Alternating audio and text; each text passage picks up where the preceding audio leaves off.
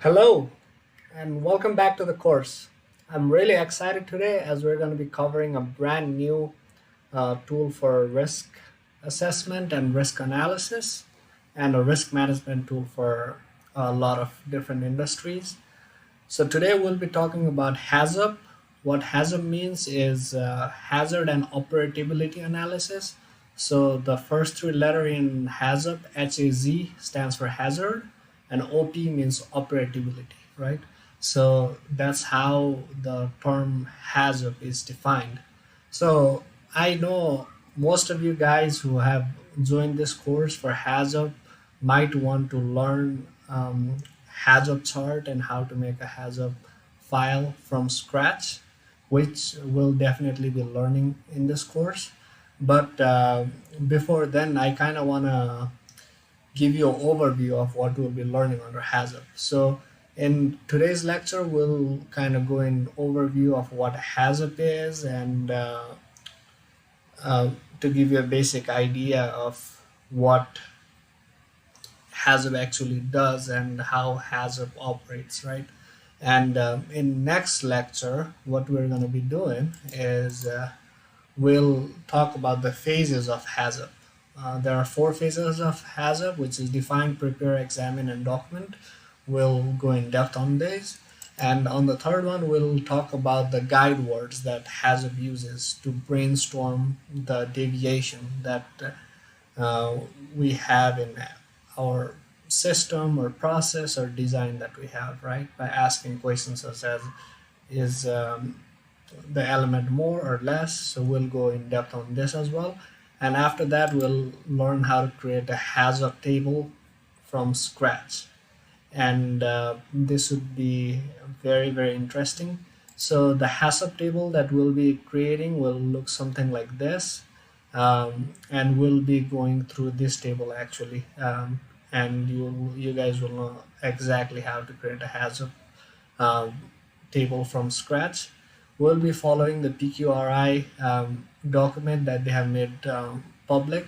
PQRI is a research regulatory agency that basically uh, re- provides guidelines for pharmaceutical companies, and they have made an excellent 9-page document that goes through HACCP process, and I'll link this document and provide it as a PDF in our course as well. But this is the HACCP analysis process that we'll be going through.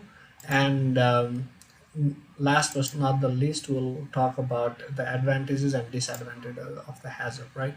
So I hope this is interesting for you guys. So that being said, let's go ahead and get started. Why is HACCP important?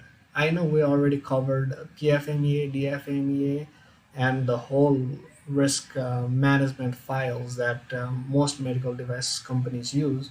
Why do we need to use HACCP?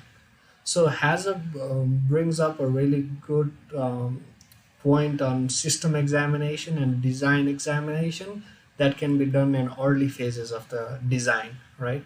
What that means is having having a design element and asking our guide words. For example, if you have a design element of cutting a rubber band, quarter inch, right?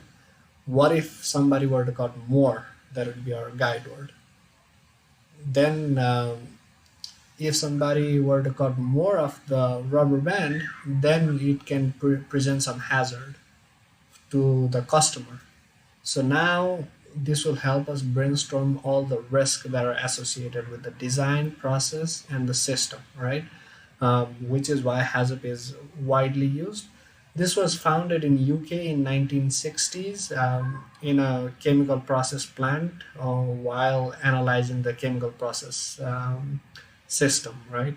And it got a lot of traction, and because of its the use of guide word to brainstorm a lot of different deviation that can occur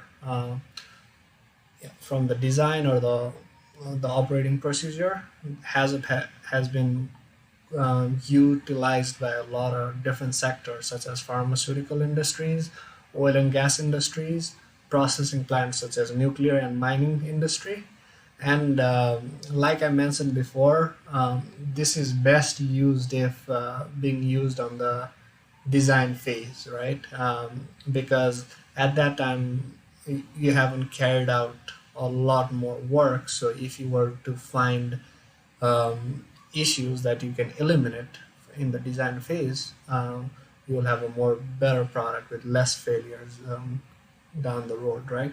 So HAZOP is being divided into four phases, and we'll go in depth on these four phases with a document that I showed you a little while ago.